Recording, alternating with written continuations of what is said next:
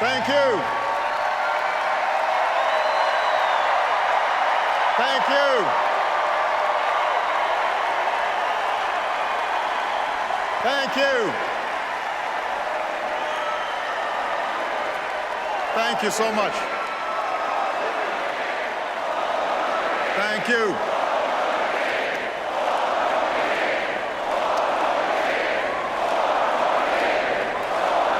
Thank you so much. Thank you. Thank you very much, everybody. Thank you. Michelle, I love you so much. A few nights ago, everybody was reminded just what a lucky man I am.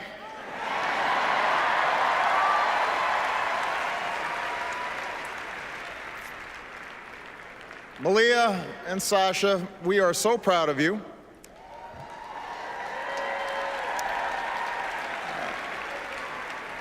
And yes, you do have to go to school in the morning.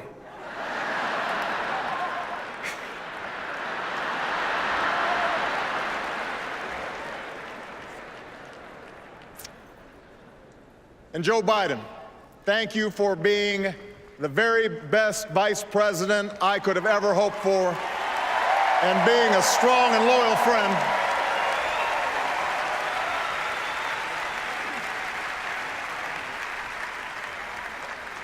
Madam Chairwoman, delegates, I accept your nomination for President of the United States.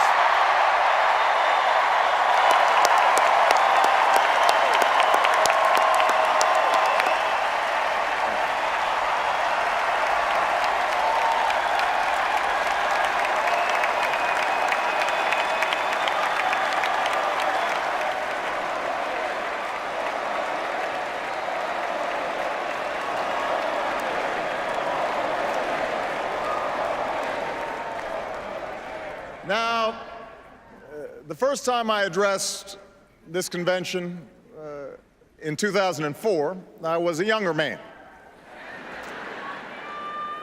A Senate candidate from Illinois who spoke about hope.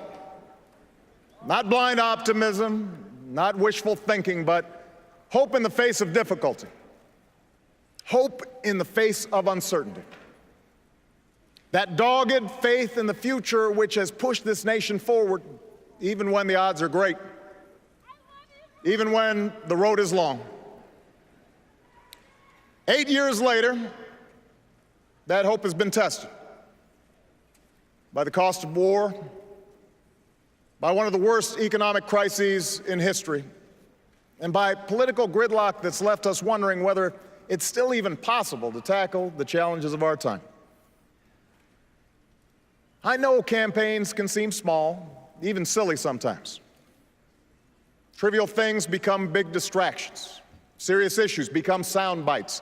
The truth gets buried under an avalanche of money and advertising.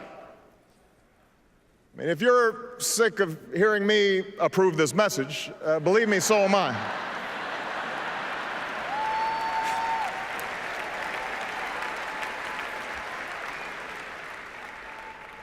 But when all is said and done, when you pick up that ballot to vote, you will face the clearest choice of any time in a generation.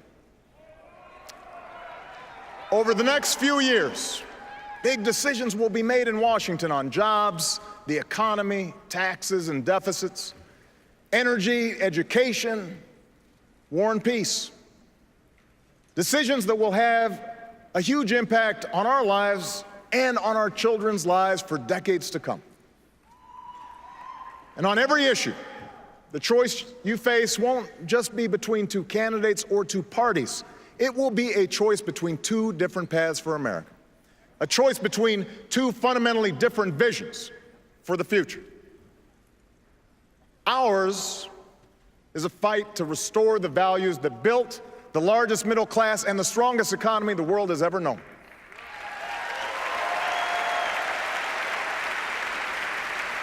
The values my grandfather defended as a soldier in Patton's army. the values that drove my grandmother to work on a bomber assembly line while he was gone.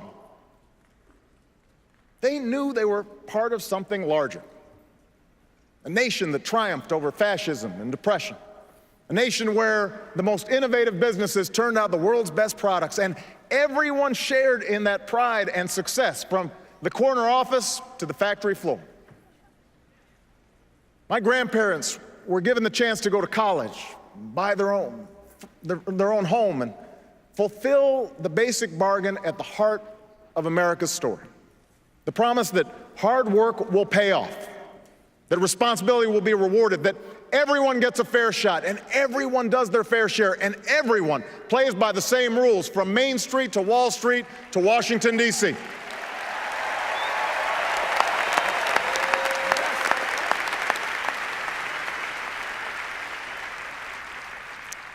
And I ran for president because I saw that basic bargain slipping away. I began my career helping people in the shadow of a shuttered steel mill at a time when too many good jobs were starting to move overseas. And by 2008, we had seen nearly a decade in which families struggled with costs that kept rising, but paychecks that didn't. Folks racking up more and more debt just to make the mortgage or pay tuition, put gas in the car or food on the table. And when the house of cards collapsed in the Great Recession, millions of innocent Americans lost their jobs, their homes, their life savings, a tragedy from which we're still fighting to recover. Now, our friends down in Tampa at the Republican convention were more than happy to talk about everything they think is wrong with America, but they didn't have much to say about how they'd make it right. They want your vote, but they don't want you to know their plan. And that's because all they have to offer is the same prescriptions they've had for the last 30 years. Have a surplus? Try a tax cut. Deficit too high? Try another. Feel a cold coming on? Take 2 tax cuts, roll back some regulations, and call us in the morning.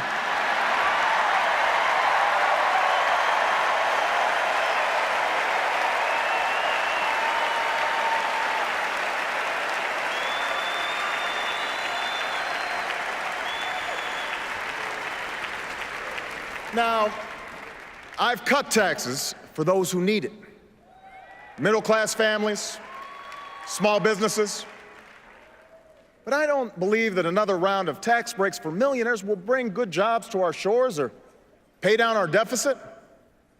I don't believe that firing teachers or kicking students off financial aid will grow the economy or help us compete with the scientists and engineers coming out of China. After all we've been through, I don't believe that rolling back regulations on Wall Street will help the small businesswoman expand or the laid-off construction worker keep his home. We have been there, we've tried that, and we're not going back. We are moving forward, America.